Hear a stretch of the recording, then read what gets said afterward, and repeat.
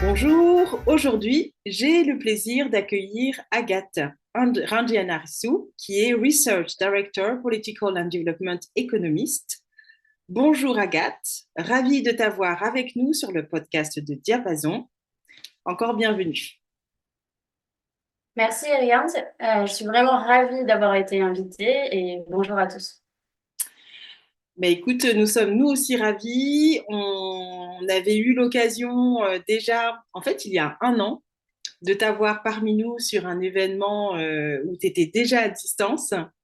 C'était l'un des premiers événements de Diapason d'ailleurs, en tant que panéliste. Et donc cette fois-ci, c'est sur un épisode qui est vraiment dédié à tes recherches. Peut-être peux-tu commencer par te présenter à nos auditeurs pour que l'on puisse te connaître un peu mieux. Oui, bien sûr. Alors, je suis Agatine Randinarso. Je suis effectivement directrice de recherche de Anzara Research and Consulting, qui est la structure que j'ai fondée.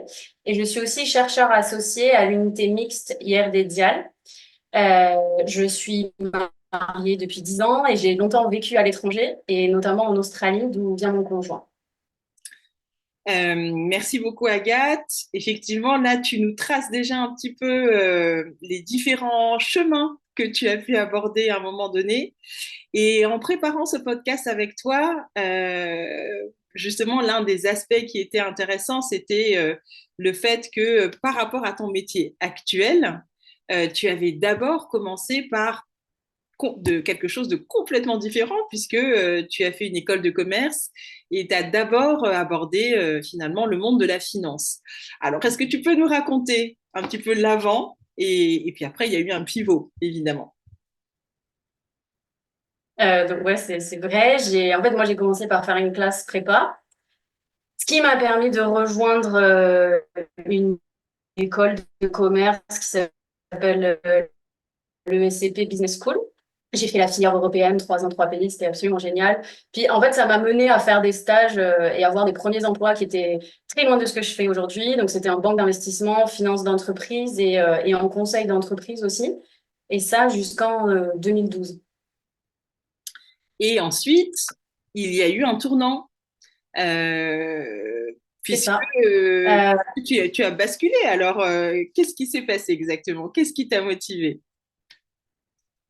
Je pense que au fond, j'avais toujours eu envie de contribuer à autre chose, de redonner d'une façon ou d'une autre, mais j'étais pas vraiment consciente de comment je pouvais le faire. J'avais été très marquée par mon premier voyage à Mada. J'avais 13 ans, donc j'étais quand même assez âgée pour comprendre un petit peu la situation, voir qu'il y avait beaucoup d'enfants avec le ventre de la malnutrition, il y avait des enfants qui mendiaient, des enfants qui avaient mon âge mais qui faisaient la moitié de ma taille, notamment à cause de la malnutrition, mais en même temps il y avait ce parallèle d'avoir des gros 4x4 tout neufs qui étaient à peine sortis en Europe.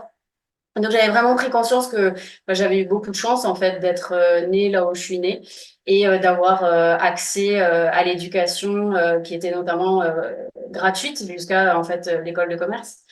Et je pense que au départ je voulais m'inscrire un peu dans cette dynamique de philanthropie, donc pouvoir m'investir dans des projets, enfin, et soutenir des projets, mais de façon, enfin, à côté, en fait, de mon emploi qui aurait été encore en finance ou en conseil d'entreprise. Et puis, à un moment, je me suis rendu compte que c'était pas ce que je recherchais. Et en fait, le déclic s'est fait quand j'ai déménagé en Australie. Là, j'ai au départ fait du bénévolat dans 2 grandes ONG internationales.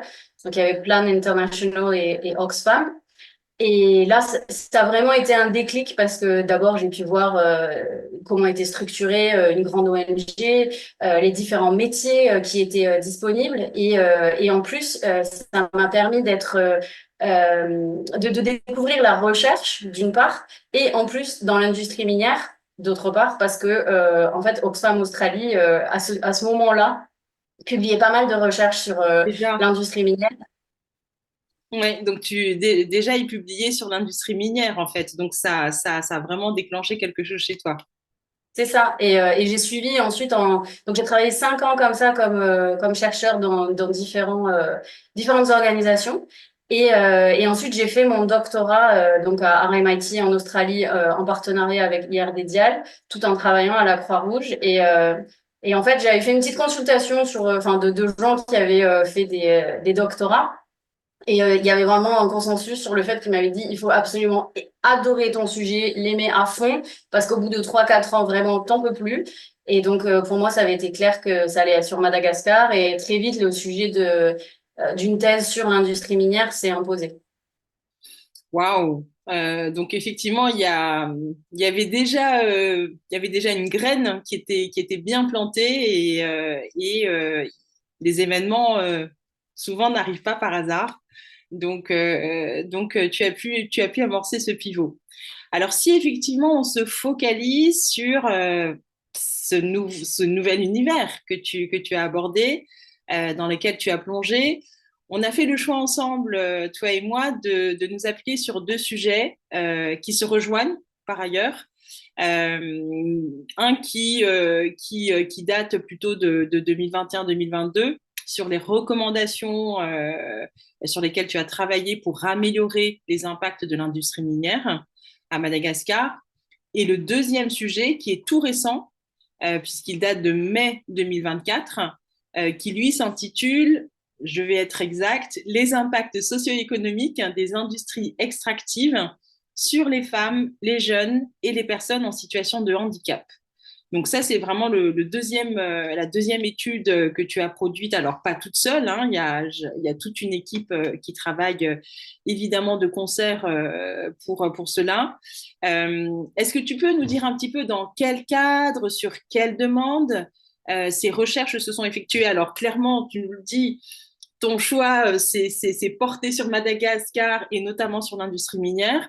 Donc, ces deux sujets illustrent finalement cet approfondissement que tu fais sur cet angle.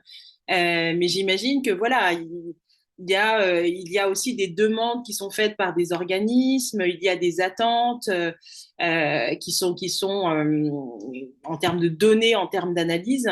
Donc, juste pour le grand public, quelque part, comment ça se passe, dans quel cadre tu as pu les faire? Donc déjà, juste pour revenir sur le premier document dont tu as parlé, le premier projet, donc les recommandations sur l'amélioration des impacts de l'industrie minière à Madagascar. Donc ça découlait vraiment de mes travaux de thèse. Et donc ça a été en partie financé par RMIT et j'avais aussi gagné un prix d'excellence en recherche qui m'avait permis de financer le reste. Et la demande, en fait, elle venait vraiment des gens à qui j'avais pu parler, donc des parties prenantes de l'industrie minière, avec qui j'avais pu parler pendant ma collecte de données de thèse, qui disait que s'il y avait vraiment un besoin de pouvoir compiler en fait ces recommandations. Donc la plupart en fait ça vient justement de eux et ça a été aussi complété par moi en permettant tu vois des recherches pour comparer avec d'autres pays comment ça se passait notamment au niveau des taxes au niveau légal etc. Donc ça c'était la première étude dont tu as parlé. Et la deuxième, donc on vient de présenter effectivement à MADA là, il y a quelques semaines. Donc ça, c'est dans le cadre d'une étude avec Publier ce que vous payez. En anglais, c'est Publish What You Pay. Donc c'est une organisation internationale. Mais ce projet-là, plus particulièrement, il a été financé par la Fondation Ford. Et l'idée vient du fait que, en fait, dans les études d'impact avant l'octroi de permis minier, il n'y a pas d'études plus précises sur les impacts sur les populations dites plus vulnérables ou en situation de vulnérabilité, comme les femmes, les jeunes et les personnes en situation de handicap. Et donc, c'est pour ça qu'on est allé voir, grâce à cette recherche, quels avaient été les impacts sur eux pour pouvoir justement appuyer cette demande que les impacts sur ces populations-là soient particulièrement et enfin, étudier. Oui. Alors, c'est super intéressant ce que tu dis. Je me suis plongée dans les textes. Et c'est vrai que on en parlera un tout petit peu plus en détail après parce qu'on va d'abord rebondir sur ton premier article, ta première étude. Mais le fait que vous ayez pu catégoriser effectivement avant extraction, pendant et après, cette collecte de données est très précieuse, j'imagine, pour analyser les véritables impacts. Donc, si nous faisions référence au premier sujet, qui d'ailleurs donc vraiment incarne, j'ai envie de dire, des recommandations qui ont été présentées et qui, en termes de calendrier, en fait, ont pu, de façon plutôt heureuse, être utilisées pour la revue du code minier malgache, ce qui est quand même important parce qu'effectivement, comme on est un pays qui désormais exploite en tous les cas ces biens-là, il est important d'avoir un code, d'avoir un cadre, d'avoir une sorte de charte. Lesquelles de recommandations, par exemple, te semblent être de vrais signes de progrès? Parce que j'imagine qu'il y a eu un petit comparatif sur l'avant, l'après, même si certaines choses peut-être ne sont pas encore appliquées et tu nous l'expliqueras un petit peu. Est-ce qu'il y en a quelques-uns qui, pour toi, illustrent vraiment de vrais pas d'avancement? Oui, donc c'est vrai que en fait c'était le timing était juste incroyable parce qu'en fait les discussions sur la refonte du code minier avaient déjà commencé en 2019 mais ont été vite ralenties voire stoppées et n'ont repris que plus tard et jusqu'à ce que justement j'ai eu l'occasion de présenter ces recommandations qui allaient totalement dans le sens de ce à quoi le ministère des Mines et des Ressources stratégiques pensait, mais également la société civile, les chercheurs et aussi les compagnies minières. Donc ça a été assez intéressant justement de pouvoir présenter ces recommandations-là et d'entendre le même son de cloche en fait. Dire qu'on en était tous au même type de discussion en fait sur par exemple l'augmentation des redevances, donc c'est une espèce de taxe, un pourcentage sur les ventes en fait des produits miniers. Il se trouve que Madagascar avant cette hausse qui est passée de 2 à 5% était le plus bas, avait le taux le plus bas des pays qui exportent des minéraux extrêmement bas. Et en plus de ça, il y avait aussi un système fiscal vraiment très avantageux pour les sociétés minières. Et donc ça aussi, ça a été revu. Il y a aussi une obligation de responsabilité de RSE, responsabilité sociale des entreprises. Donc ça, c'est absolument clé parce que jusqu'à présent, c'était un peu considéré comme un plus dans les négociations, alors qu'aujourd'hui, ça va devenir une obligation. Pourquoi je dis ça va devenir? Parce qu'effectivement, cette refonte du code minier a été adoptée en juin de l'année dernière, mais les directives pour les appliquer n'ont pas encore été promulguées. Donc, on aura plus de détails à ce moment-là. Mais en revanche, quelque chose d'assez positif quand même sur le contrat de la mine Rio Tinto QMM dans le sud de Madagascar, près de Port-Dauphin. Il y a que, par exemple, l'augmentation du budget RSE a été augmentée de 4 millions de dollars par an. Augmentation des dividendes de l'État aussi, qui était de 20% des dividendes, qui va passer à 60% dans quelques années. Effacement de la dette de l'État aussi, une participation à la construction de la réhabilitation, enfin pardon, à la construction de la réhabilitation de la RN13. Je ne sais pas si tu as déjà eu l'occasion d'aller dans cette zone, mais c'est vrai que l'état des infrastructures est vraiment limité et du coup qu'il puisse y avoir cette réhabilitation, c'est quand même important pour la population locale. Il y a encore plein de choses à changer, ça c'est sûr, mais c'est vrai que ces changements-là, donc à la fois du contrat de QMM et de la refonte du code minier, allaient dans le bon sens. Oui, c'est d'ailleurs très intéressant parce qu'en rebondissant sur ce renouvellement de contrat, j'ai découvert grâce à ton étude que c'était renouvelé donc pour 23 ans, il me semble. Donc encore une fois, en tant que grand public, Quand on lit dans la presse effectivement des réductions de dettes ou des effacements de dettes, on ne se représente pas forcément toutes les mécaniques qu'il y a derrière sur des contrats qui se mettent en place, qui se renouvellent.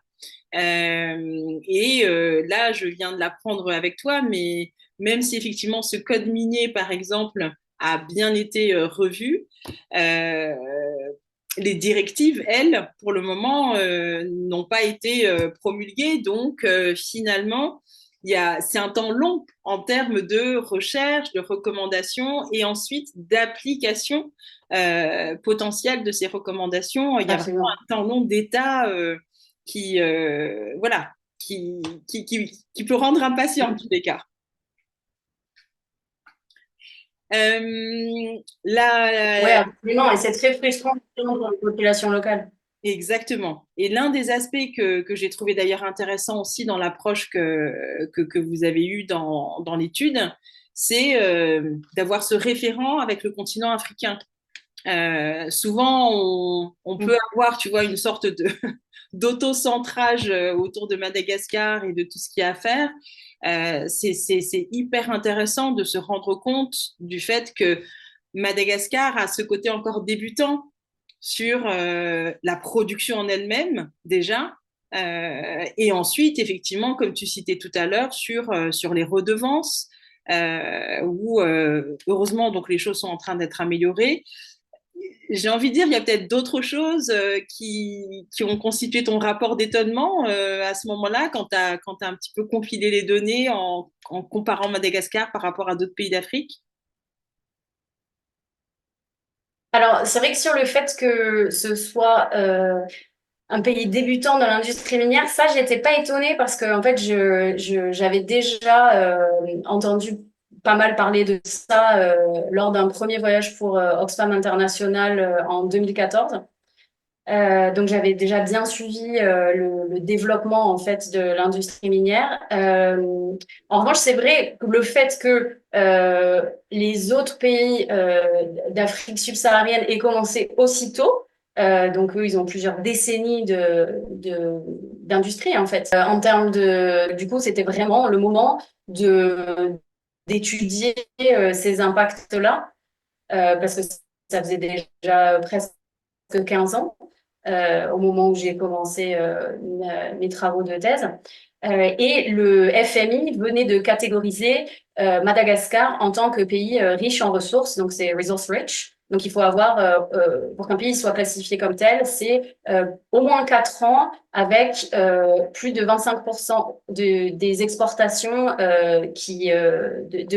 sur le total des exportations, plus de 25% d'exportation de minerais et métaux. D'accord. Ok, ok. Effectivement, toi, tu l'avais déjà vu dans un temps un peu plus anticipé. Et quand tu dis 2014, en fait, c'était déjà il y a 10 ans maintenant. Et c'est vrai que moi, de mémoire, les Rio Tinto et les QMM et toute l'exploitation de l'ilménite et Kitfer, etc., je me souviens que quand moi, j'avais quitté Madagascar, donc ça fait un bon moment aussi, ça commençait tout juste. Donc, mais comparativement à nos amis africains, on est un peu plus jeunes.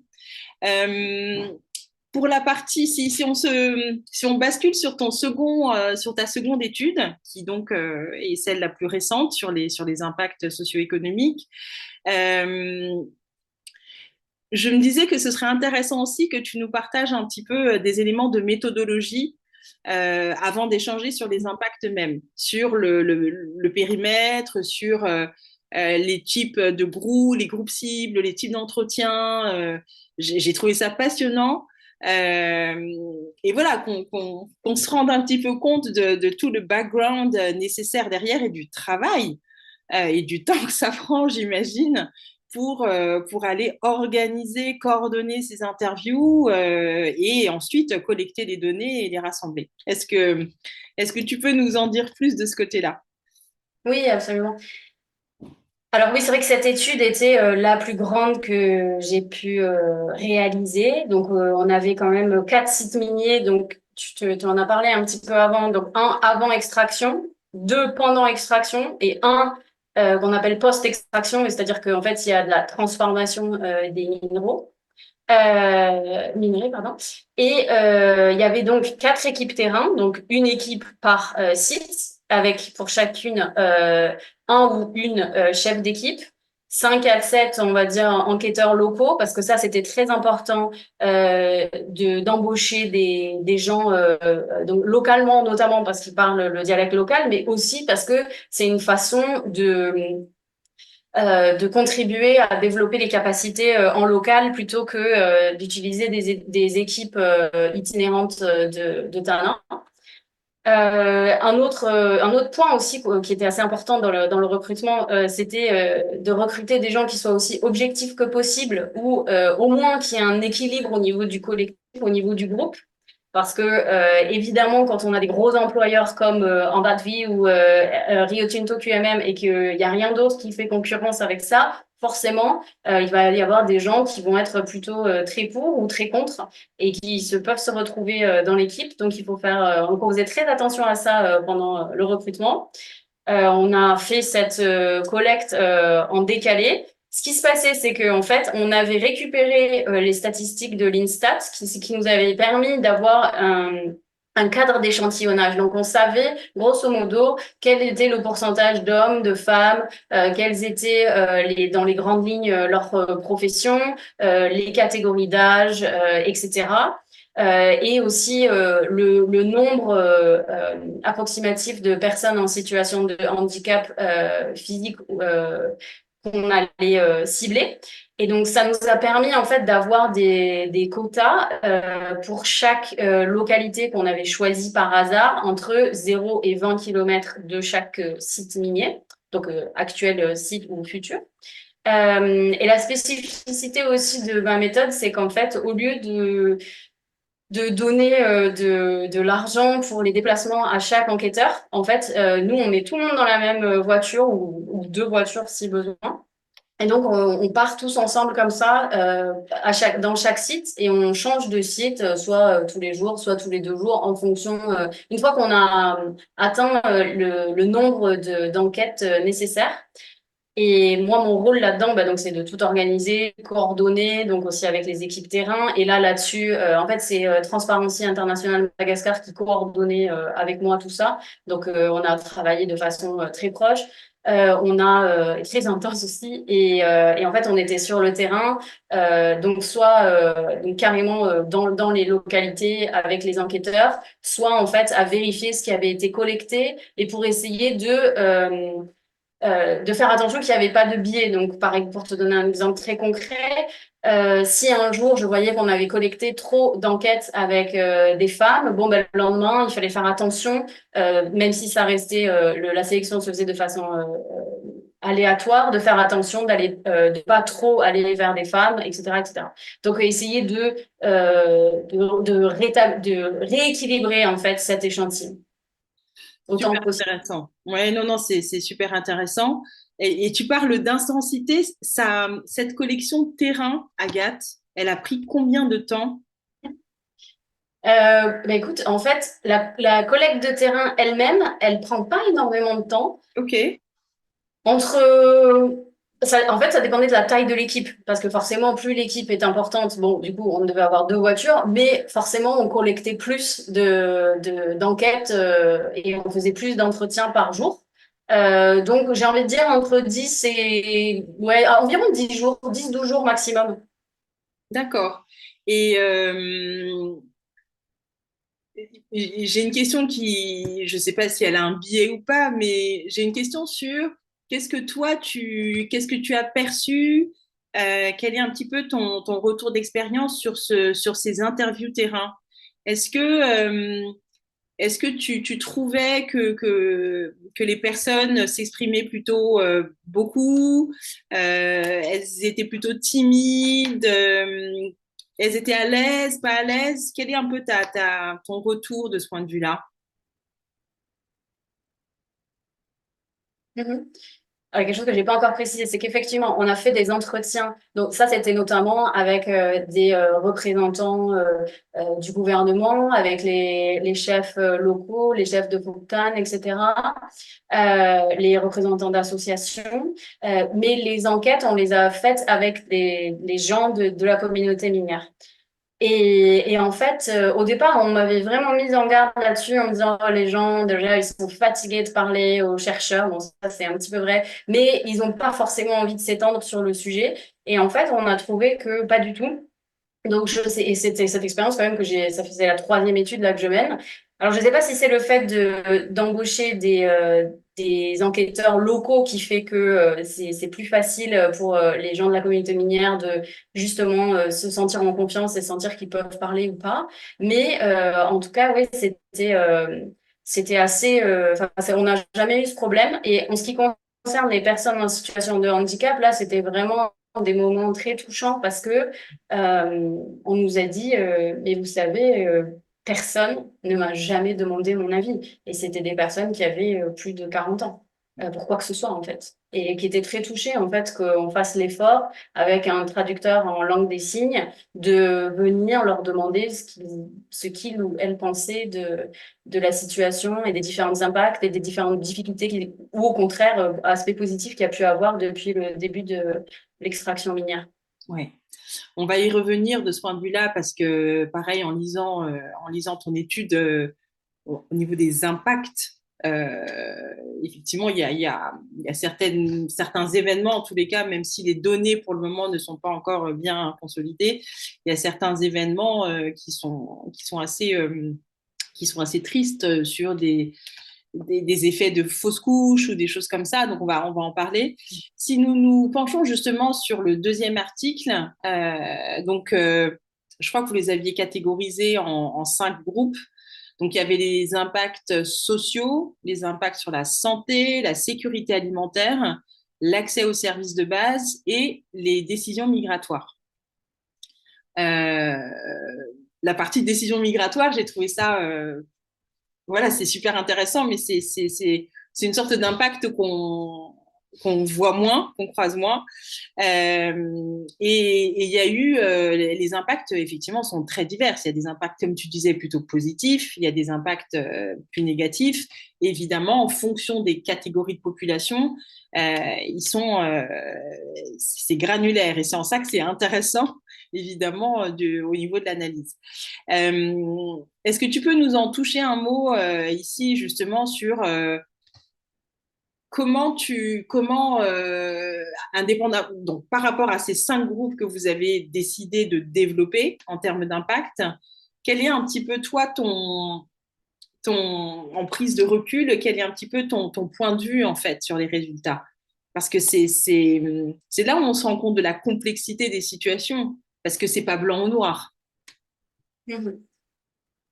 Absolument. Et c'est ce qui avait été aussi montré lors des précédentes études, c'est qu'en fait, il y a des impacts positifs, mais qui ne sont pas euh, partagés de façon, enfin, qui sont partagés de façon très inégale au sein d'une communauté même.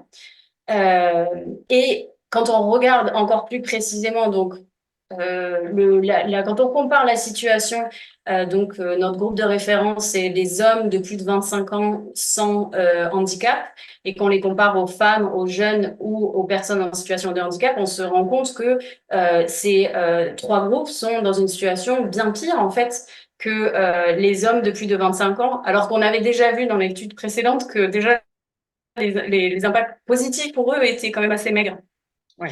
Euh, Au-delà de ça, c'est quand même une situation qui est le cas dans la plupart des pays du monde, même les pays les plus riches, qui font que ces 3 groupes, donc les femmes, les jeunes et les personnes en situation de handicap, sont quand même dans des situations souvent moins favorables que les hommes à de nombreux égards.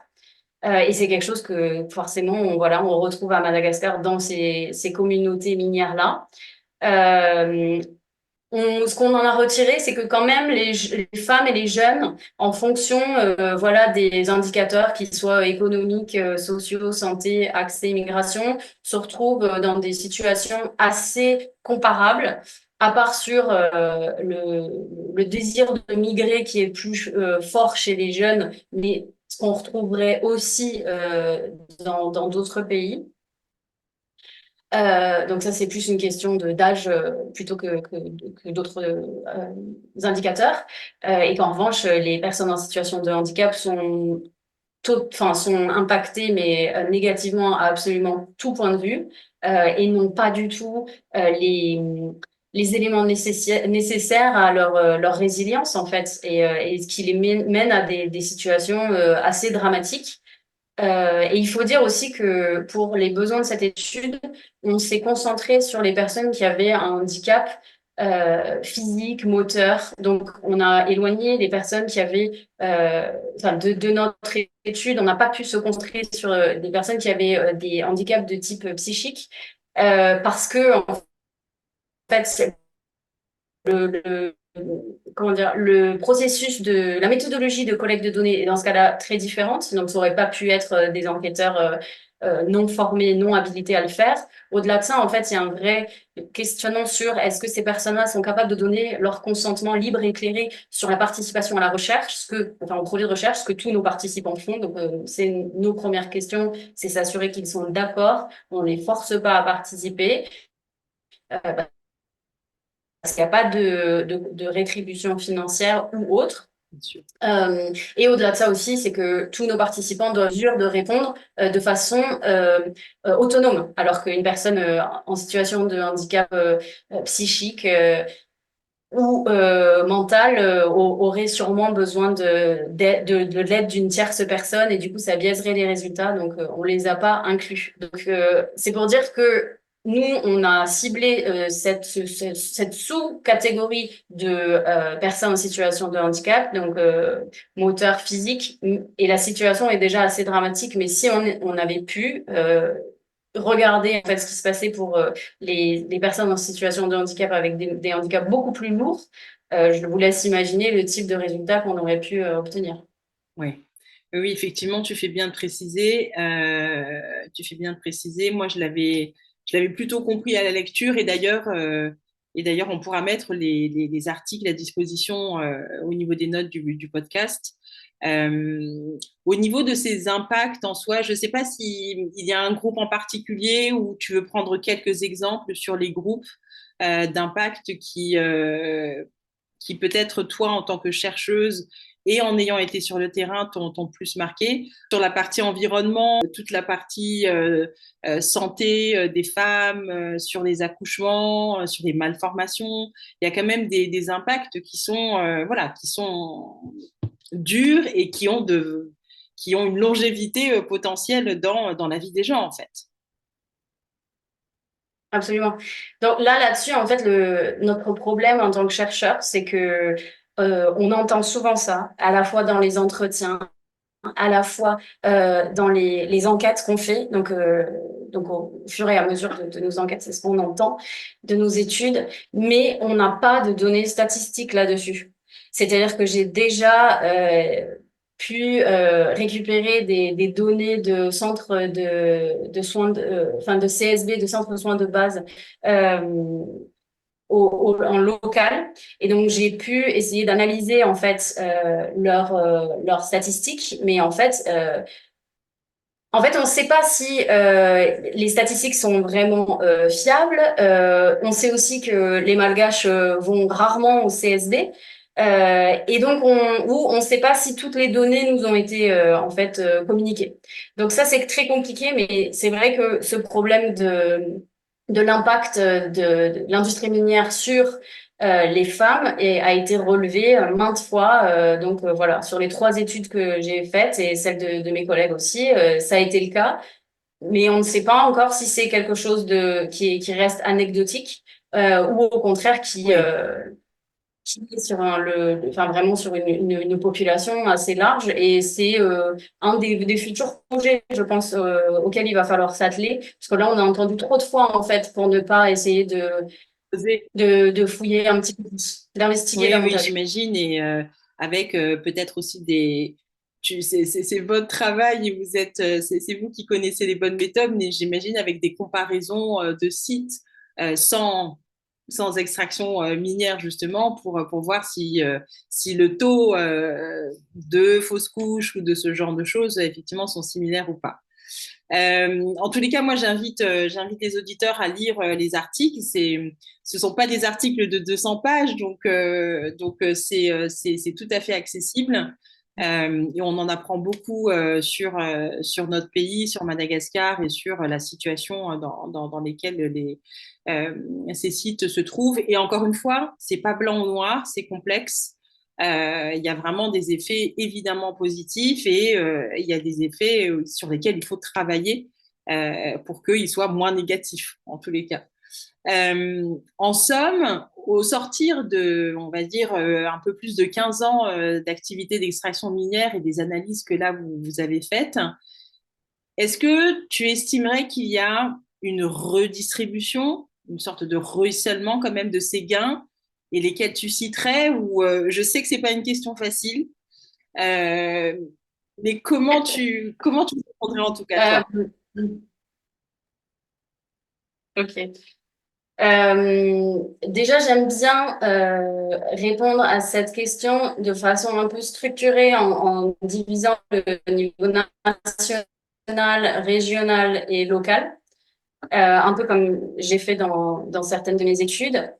Parce qu'en fait, on regarde pas la même chose et c'est ça qui est intéressant. Donc, au niveau national, les gains sont assez limités à ce stade. Donc, il faudrait refaire cette étude une fois que une fois donc il y a eu la refonte du compte minier, mais une fois que les directives ont été promulguées et que tout sera appliqué, on pourra refaire ces calculs-là dans quelques années. Donc, en fait, j'ai comparer la situation de Madagascar à 27 autres pays miniers d'Afrique subsaharienne. Et en fait, ce que ça montre, c'est que niveau économique, en fait, les gains sont vraiment limités, pas vraiment de confirmation d'effets positifs. Mais ce qui est notamment dû au problème de gouvernance, de faiblesse des revenus, etc., qui va être en partie corrigé, donc affaire à suivre. Par contre, au niveau social, pareil, pas vraiment d'impact positif, notamment sur l'indice de développement humain. Par contre, j'avais bien noté des progrès sociaux qui sont un peu inquantifiables, en fait. C'est que l'air de rien, entre guillemets, grâce à l'arrivée de l'industrie minière à Madagascar, les organisations de la société civile ont dû s'organiser, se coordonner entre elles, ce qui n'existait pas avant, et ce qui fait qu'elles sont beaucoup plus puissantes et beaucoup plus, on les entend davantage que ce qui n'était pas le cas avant. Il y a quand même comme ce sont des entreprises internationales, ces entreprises minières, il y a tout ce qu'elles mettent en place en termes de droits des entreprises, des salariés, qui font que ça peut aussi euh, inspirer vers le haut, quoi, avec des standards qui sont pas du tout appliqués aujourd'hui dans la plupart des entreprises malgaches. Et aussi une prise de conscience des droits citoyens. C'est vrai que c'est ce qu'on m'a beaucoup dit aussi, c'est que avant l'arrivée de ces grandes entreprises internationales, que en fait beaucoup de Malgaches laissaient faire et à ce moment-là ils se sont dit que non, ils devaient en fait déjà plus s'intéresser à ce qui se passait autour d'eux, ce qui était de leurs droits, ne serait-ce que d'avoir accès aux informations. Il y a vraiment une demande de transparence des informations de ce qui se passe autour de chez eux et dans le Mm. pays. Voilà, donc là, au niveau régional, c'est assez similaire. Il y a des gagnants et des perdants. Et notamment, ce qu'on voit, c'est que au-delà de 20 kilomètres des mines, il y a très peu d'aspects positifs. Donc c'est vraiment, en fait, ce qui se passe, voilà, au plus proche, enfin, entre les 20 kilomètres des mines qui peuvent être positifs. Et au niveau local, donc on en a parlé plusieurs fois, donc des impacts qui peuvent être positifs mais qui ne sont pas équitablement partagés. Donc ceux qui travaillent dans l'industrie minière ou chez les sous-traitants, là pour le coup, eux, ils ont vu leur situation nettement améliorée parce que il n'y a pas en fait d'autres opportunités de travail comme ça dans ces régions-là en général.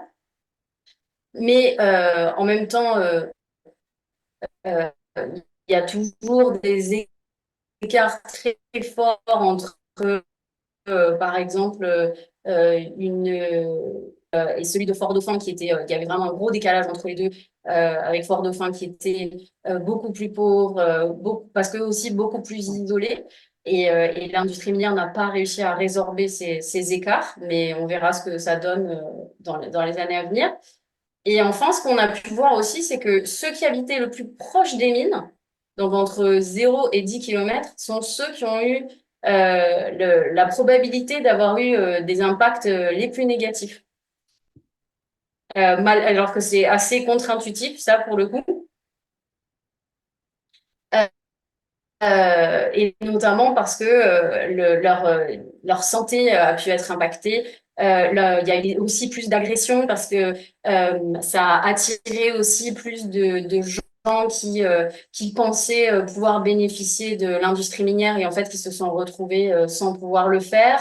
Il n'y a pas eu une amélioration du niveau de vie très significative, mais en même temps, il y a eu une grosse inflation du fait de l'arrivée de ces grosses entreprises minières et aussi de leurs employés, parfois aussi des employés internationaux ou du moins des employés qui viennent d'autres régions, notamment de Tana, etc., etc. Oui, oui, oui. En tout cas, merci Agathe pour cette catégorisation et cette granularité, c'est important de comprendre.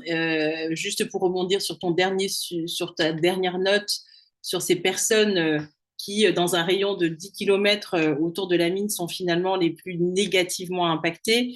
Moi, je suis une femme, donc moi, ce qui m'a un petit peu attristée aussi, c'est tout cet aspect concernant les jeunes filles qui effectivement potentiellement abandonnent l'école, une prostitution qui est en hausse pour des raisons économiques nettement. Et donc oui, les impacts sur cette population qui est vraiment très proche en fait sont pas forcément celles qu'on espère.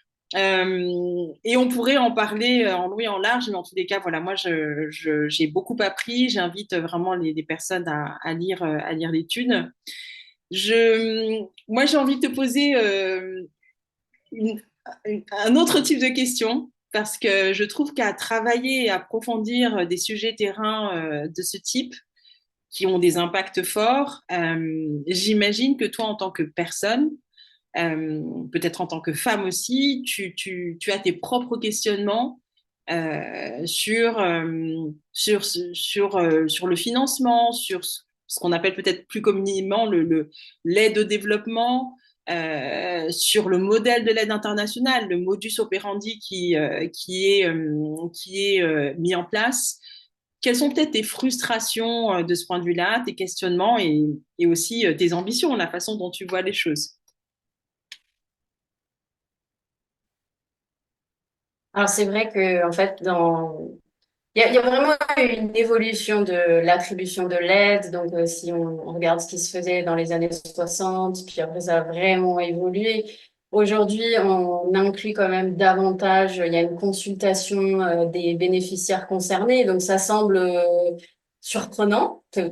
Les gens, quand je dis ça, me disent, bah, c'est évident, non? Non, mais non, en fait, ça l'était pas forcément. Donc, c'était souvent des programmes pour des personnes, mais qui étaient décidés au loin, quoi, qui étaient décidés dans les pays du Nord pour les pays du Sud. Donc, ça, aujourd'hui, ça se fait quasiment plus. Donc, ça, c'était vraiment quelque chose de très positif en termes de ce qui se fait aujourd'hui dans l'aide au développement. Il y a aussi davantage d'opportunités de montée en compétences, de formation, de contenu national, donc de recrutement national aussi. Et aussi, on le voit de plus en plus dans les programmes financés par l'aide au développement d'exit strategy. Parce que ça veut dire qu'en fait, on s'inscrit pas forcément dans une dynamique euh, de soutien comme ça sur le long terme. En fait, c'est des programmes qui visent à aider un certain moment et ensuite à laisser toute autonomie au groupe de personnes concernées, au pays. Ça dépend du programme dont on parle, quoi, et du projet. Donc ça, c'est, je pense, des avancées vraiment positives par rapport à ce qui se faisait avant. Mais moi, mon intérêt pour ces sujets, donc de l'industrie minière, mais on n'en a pas parlé cette fois-ci, mais de la migration et de la diaspora, c'est parce que j'y vois vraiment des leviers puissants d'autofinancement en fait du développement sans condition et qui bénéficieraient vraiment aux pays émergents. Clairement, clairement. Et euh, moi d'ailleurs, enfin on parle de Rio Tinto, on parle de QMM, mais les sociétés nationales et toute la partie société plutôt transformative, en tout cas, il y a un gros chantier de ce point de vue-là qui s'ouvre. Après, évidemment qu'il faut des financements pour que ces entreprises existent. Mais tu as raison, c'est la feuille de route idéale d'être sur une exploitation pour faire un autofinancement du développement. Donc, je crois que c'est notre, je crois que c'est notre rêve à tous et on va espérer qu'il soit réalisable. De façon peut-être un petit peu moins sérieuse, mais si quand même, il y a deux, trois questions, tu sais, qui sont des questions rituelles de diapason. Euh, Justement, si tu devais nous partager un ouvrage, une citation, une personnalité, quelque chose qui soit vraiment un phare pour toi, de qui tu voudrais parler ou de quoi tu voudrais parler aujourd'hui?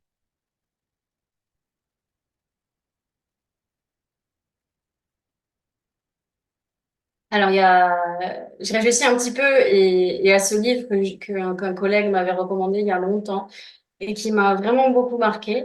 Et alors, il n'existe pas en français, mais je suis sûre qu'un jour, ils vont finir par le traduire ou que vous parlez tous suffisamment bien anglais pour le lire. Et il s'appelle The People Smuggler. Et en fait, c'est cet homme qui s'appelle Ali Al-Jenabi qui en fait est considéré comme, enfin, on le surnomme le Oscar Schindler de l'Asie. En fait, c'est un homme irakien qui a dû quitter l'Irak sous Saddam Hussein parce que sa famille a été torturée, emprisonnée, etc. Donc, en fait, il s'est retrouvé par des concours de circonstances tout en voulant sauver sa famille des camps de réfugiés. Il s'est retrouvé en fait à devenir un passeur entre les pays d'Asie et l'Australie, donc une activité totalement illégale.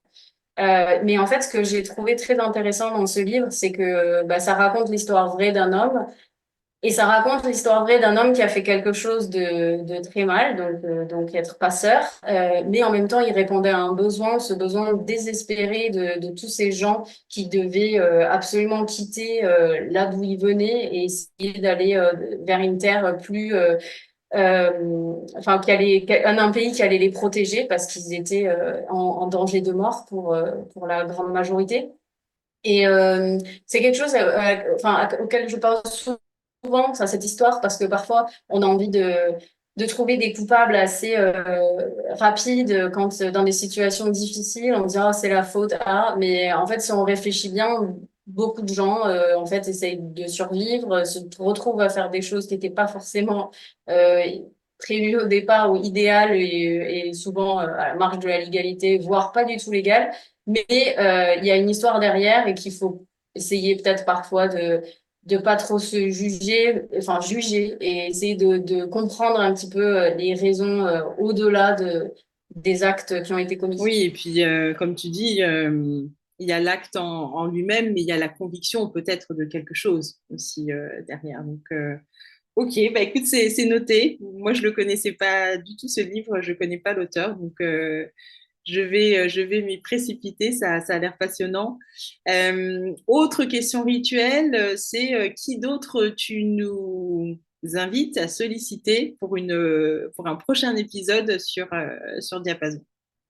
Alors, tu peux en citer un, comme tu peux en citer plusieurs. C'est au choix.